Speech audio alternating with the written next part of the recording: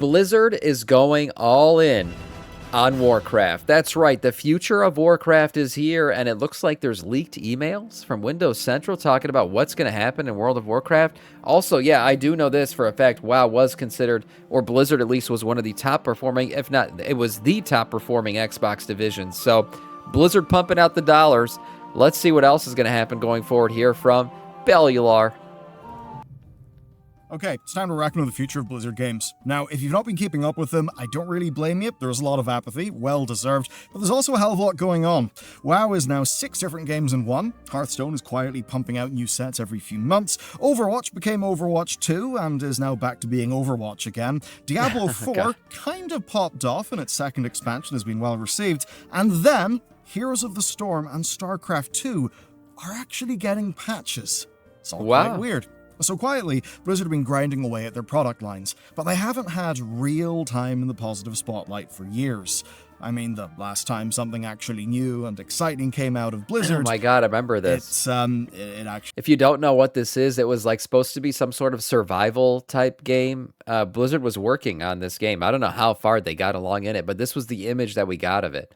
And it was supposed to be a completely new IP coming from Blizzard. Yeah, never happened. But he didn't, because it was Odyssey, their survival game. The one that they made a really big event out of sort of announcing just before the Xbox buyout that seemed to be a huge play into the surviving and crafting genre, but that got cancelled after serious development problems. Of course, it's funny because since then, RuneScape Dragon Wilds has, well, proven that that kind of game is really up people's alley. What that all means then is that outside of player housing and WoW, Blizzard feels almost stagnant. Look at their current library and it's a bunch of years-old games past their prime. And worse, some of them, like Hearthstone and to a far greater extent Rumble, are kind of feeling in managed decline. Rumble especially, that thing's basically dead. And it all leads to a pervasive feeling that Blizzard are slow, lumbering, and a bit behind the times. So with that in mind, you may have been as surprised as I was when I saw this headline. Blizzard is now the top-performing Xbox studio. Damn. In a way, that's good news. But I think it almost may be a little bit of a threat, given how Xbox studios have tended to be doing. According to Jez Corden, probably the most Xbox-connected journalist around, Blizzard's apparent stagnation has actually transformed into victory. Now, you may think there's a bit of a catch there. You know, something like, every Xbox studio is failing, so Blizzard wins in a technicality. Right, like a default but no, win. they are straight winning. Jez's source is an internal email from Blizzard's president, Johanna Faris, and here's the key part of that email. In FY26, Blizzard entered the year as the top-performing studio in Xbox's Studios division, and this past year marked our third highest fiscal for top-line revenue in Blizzard's history. Does sound like CEO speak soup, but I think it's fairly clear. Even if King of Xbox isn't exactly a prestigious crown. Did Midnight sell that well? I mean, what the hell? That's a lot. There's a lot to take in there. So they're just popping off. I bet you, yeah, it's King. That's the thing. Like, Blizzard does include Candy Crush and stuff from Kings and all that. So there's a lot of other titles. Obviously, you got Activision part of it. So you got the Call of Duty series and everything else going on. Although I don't know how good the current Call of Duty is, or, you know, people I know buy it every single time. So there is that. And I guess they've dropped a lot of stuff. Then you have all the Hearthstone cards that are constantly coming out. And then mounts, right? Mount store mounts, all that shit going on too with the WoW store. So I guess there's a lot of ways for them to make money. And then you just have that strict stability of the freaking WoW sub, man. That's got to be one of the best things in the industry. So many have tried to do it, and many, many have failed. But that WoW sub that they collect from us every single month, that is just a great boon for the game. $15 a month puts them ahead of everybody else automatically. Around the third best year in Blizzard's whole history is actually a pretty high bar. And it's not down to anyone's success. They've basically been fairly consistent. They've now grown 2 years back-to-back, and it's apparently the first time that's happened since 2017, which you'll remember as the year after Overwatch and Legion. So, where's all this success coming from? There are 2 games that Faris calls out as being really successful. Of course, there's Diablo's expansion, which has seen massive praise for both story and endgame, and also Overwatch. She said they both have exceptional performance, and Overwatch had its strongest quarter since 2022. What's going on in the year Overwatch? that Overwatch 2 launched. Yep, somehow unlaunching Overwatch 2 kind of beat launching it. And look, that seems insane for those of us out of the loop, but if you look at what Overwatch players are saying about their game, it seems great. The story arcs, gameplay overhaul, and targeted brand deals have apparently went down well with people. People are happy, they've made a bunch of money, so it seems all's good over there. Who's but that? enough of that stuff. I don't even recognize these characters anymore. Who the hell is this? Who's this robot girl? Anyways, I used to play Overwatch a lot when it first came out, and I loved it. I thought it was a great game. And then, yeah, Overwatch 2, I just never got into it. So I guess they took it all back and went back to Overwatch 1. That's crazy. So it seems all's good over there. But enough of that stuff. This is a WoW channel. What about WoW? Yeah, We've got severe issues with WoW's story and patch quality. Can't really get away from that. And in this email, there is no call out for WoW in terms of it being a specific success. So it's possible it has a good impact on the bottom line, maybe not, who knows. What we do seem to actually know is their strategy is working for the company in general. They're releasing content people mostly like, and importantly, content that people are showing up to spend money for. And that may mean that some of the particularly macro microtransactions are doing well for them. You know, looking at Hearthstone, looking at Overwatch, etc. Now that we're more familiar with where Blizzard is, though, we've got to look at the future. BlizzCon is just a few short weeks away, and if they want people to actually feel as good as apparently their balance sheet feels, well, they're going to need to have some pretty big reveals. I think they will. I think Classic the Plus BlizzCon leak. Revealed. I know I've shown you this BlizzCon leak before, but it matters here. Jez knows that it's out there, and he's been hinting at it being real. You see, in the same article that shared that headline, he dropped quite a few hints. So BlizzCon will reveal The Last Titan. That's basically a given. Then there are transmedia projects, you know, the equivalent to Cyberpunk Edgerunners or Fallout. And if we're to read into those as hard as we can, well, it does look like an animated series and a TV show. Exactly what our leak suggests. Jez also says he's heard about mobile game spin-offs being developed with other partners. That doesn't sound too exciting to me, but remember that Hearthstone, a pretty damn good game actually, was also a spin-off. Of course, because these are partnered games, I'm thinking a lot more Diablo Immortal, and I'm assuming those will be more targeted at the Chinese market. I can't say I'm gagging for a Warcraft experience in mobile, but I'm open to it as long as it's not another Clash Royale clone. Looking at you, Rumble. Moving through the games though, Jez also brings up the StarCraft third-person shooter and even the next core Diablo project. The shooter absolutely has to come sooner rather than later apparently. Jez didn't mention Classic Plus, of course, but They say a StarCraft shooter? Is that confirmed? Like that is coming? That'll be an interesting one. Didn't really have to because we pretty much all know that that is on the docket. Now, sure, none of this stuff is new IP like we were going to get with Odyssey. But I think Blizzard's quiet success has proved that new IP isn't absolutely necessary. From all that we can tell, instead of risking it all on big expansion of entirely new things, this generation of Blizzard leadership wants to make sure that we're getting more of the games that we actually show up for. Yeah. Now, for years, we've all been lamenting how it felt like WoW's profits were siphoned off to fund failed projects at Blizzard.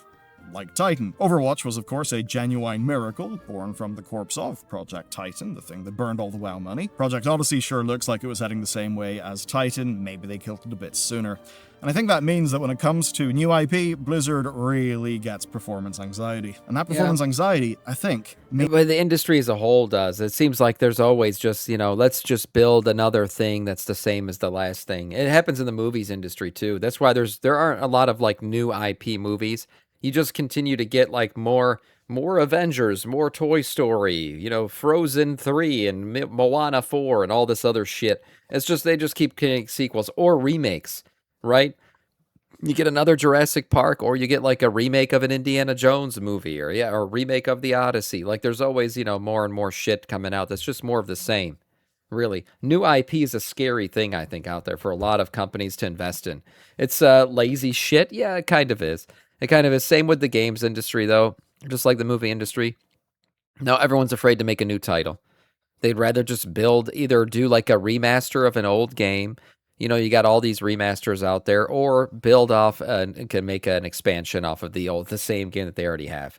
It said that Blizzard became the wokest company in the world. I don't know about that. I don't know if they're the wokest company in the world, but I mean, they're just afraid to take risks, like a lot of companies out there. They're just so beholden to the investors that they're worried that if they do something that there's going to be heads rolling, so they'd rather just play it safe and not do anything too crazy or innovative. Means that they waste time and money overthinking it, meaning that by the time whatever it is ready, it would just be too late. Like, say, Warcraft Rumble, a good enough game, but one that was probably 5 to 8 years late. But I bring all that up because, with hindsight, it's obvious. All that investment should have just been going into more Warcraft this whole time. It's insane that it wasn't. But now, many years later, we're going to see what that approach seriously looks like, and as long as there's no major lapse in judgment, no undercooking it, Reforged style, well, this approach all but guarantees a baseline of success. People will show up for Warcraft. And what that means is that if you look at a list of likely Warcraft projects, well, the next few months and years look bright. Last Titan, Classic Plus, TV shows, maybe the RTS. I mean, this whole list right here, he's shown it like 3 or 4 times now. It is exciting if it happens. A live action Arthas ARPG. I mean, a live action series too. What the hell? That sounds amazing. Chronicles and an animated series. We're talking about like a Runeterra or God, what was it called? Arcane, which was based on Runeterra. That's the League of Legends lore. That was a really good show. Imagine we get something like that from WoW. That'd be amazing. Obviously, Classic Plus, all that. That's what Camelot is and everything else in these expansions to come out. I mean, this list is cool. If they go through with it, I think there's a lot of good stuff that could come out of the WoW IP from it. And Arthas games? Of course, those things have to be good, but with basically zero information to go on, all that we can do is hope. Which, to be honest, doesn't always work. But what we can also do is look even more far forward, to the far future, and just how much Warcraft it seems that'll hold. One thing we can expect Xbox to do is siphon the profit from their winning things to sort of subsidize the failing things. Xbox will siphon off all their profit to support their failing studios. WoW will hit end of service when everyone leaves after The Last Titan. Blizzard will become the Diablo and Overwatch company. Xbox will bank everything on the future of John Halo and absolutely shit the bed, leading to the whole thing collapsing. That's the worst possible case. And it's mostly a joke. Mostly. Now, the post-Last Titan fears are absolutely worth addressing for WoW, because FF14 ran into the same issue with Endwalker. Endwalker was the end of a decade-long story arc, a perfect stopping point for people who are just ready to move on. The Dawntrail numbers back that up with a huge dip in players. But it's looking like a blip rather than an ongoing trend. Excitement around Evercold is growing and the devs are making major, obviously hungry to keep the game alive types of changes. Basically, the choice is innovate or die, and it seems they're choosing to innovate. That's definitely good, and it's what Blizzard will need. People are absolutely going to throw in the towel after a good enough 20-plus year run. But if we can see that coming, then Blizzard can see it coming as well. And one thing we've noticed around the edges is they have been laying the story groundwork for a proper revamped Azeroth. I definitely see that that's where Blizzard's going with this. Post-Last Titan, we are going to get a reset to the game. That's definitely where things are going. I think while Classic Plus is going to come out and be the classic version of the game, we're going to almost have a classic revamp of retail as well. We're going back to old world Azeroth. There's going to be revamped zones. Revamps in terms of the way they did it in Midnight and not the way they did it in Cataclysm, where you're breaking the zones apart, but instead they still hold their old charm, but they're kind of they're bringing them up to modern day fidelity. And they're going to have quests and everything else going on and stories being retold and new stories being told in the old world. I think that's where they want to go with this. And all of it's going to kind of feel like the game's almost been reset a little bit. And I do think retail needs that. I think it'll be good. I'm excited for post-Last Titan. And that alone, I think, will stem the bleeding. I mean, let's be realistic. It's going to take a hell of a lot more than just an ending for people to give up their decades of hard work. Maybe throw in Tinker, a new race or two, and the promised character customization overhaul, and people will probably find excuses to stay for one more expansion. Never mind the new players that the TV show will bring in, should it happen and should it be good, and likely a situation of those new players having a better leveling experience than we do today. You see, what's clear to me is that for every danger in Warcraft ending a big chapter, there is an opportunity for the next one to do what it needs to do. Even if it won't look anything like the young and hungry Blizzard of 20 years ago, corporate Xbox-owned Blizzard have at least proven that they have what it takes to keep players coming back. True.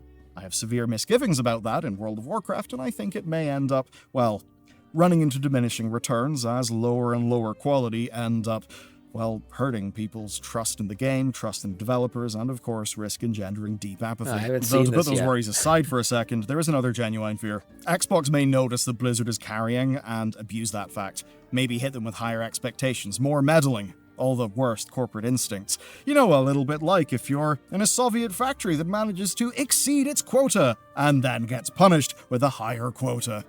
Kinda worried that'll happen. But at least for now, it seems Blizzard are insulated enough to make calls the way that they want to.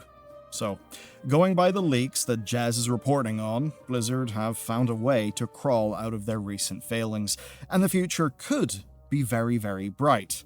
And I guess we'll see if that's The StarCraft true in third-person about shooter 3 looks weeks. interesting. Though if you ask me, my number one concern, my number one, I suppose, black pill about the whole thing, is when it comes to narrative, world building, and quality of delivery, Blizzard standards have dropped. And what's even worse is that as they've dropped, and we've had multiple patches in a row across multiple expansions of this diminished quality, WoW's game director has basically just said, continually, that there is indeed no war in Ba Sing Se.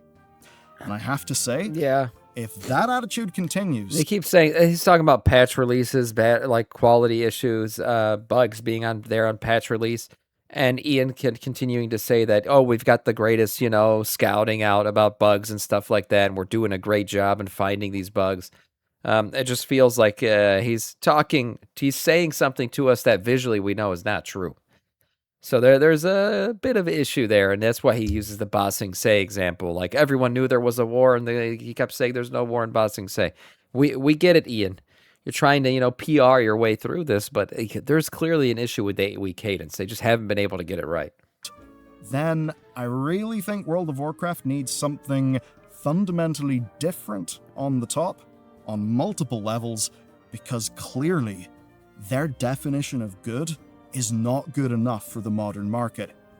And maybe that's why World of Warcraft didn't get quite the call out that Overwatch and Diablo did in Johanna Faris's letter. Indeed, that's why I've chosen not to bother with BlizzCon, and it's why, to be completely honest with you, I'm not interested in doing interviews with any of those Blizzard people, because quite frankly, they are a complete waste of time. They very rarely amount to much, and continually, we've just seen Man, it's interviews taking shots. that, What the hell?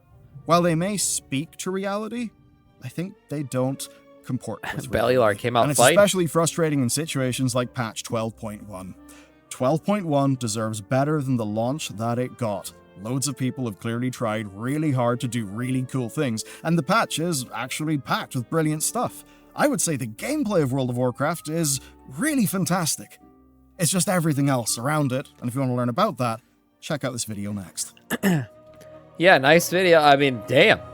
Bellular fucking went off on Blizzard there at the end. Like, patch issues, yes, it's happened. Really, for me, BlizzCon, I think there's going to be some big announcements for sure. I do think that Microsoft sees the value in Blizzard and what it brings. I think BlizzCon's a big shout out to the future and whatever's coming down the line post Last Titan as well. We're probably not going to get any of that at BlizzCon. Really, BlizzCon's going to be Midnight and Last Titan for retail and Classic Plus for Classic. Those are going to be the big announcements, and whatever comes after the Last Titan will be announced at the next BlizzCon probably, which will happen like towards the end of the Last Titan for us. So should be exciting. I think, what's going to happen with the game? Is it exciting? Are things going well? There's issues for sure, but hey, I'm continuing to play. I'm still actually kind of enjoying this patch, so we'll see what happens next. Nice video overall, though, from Bellular.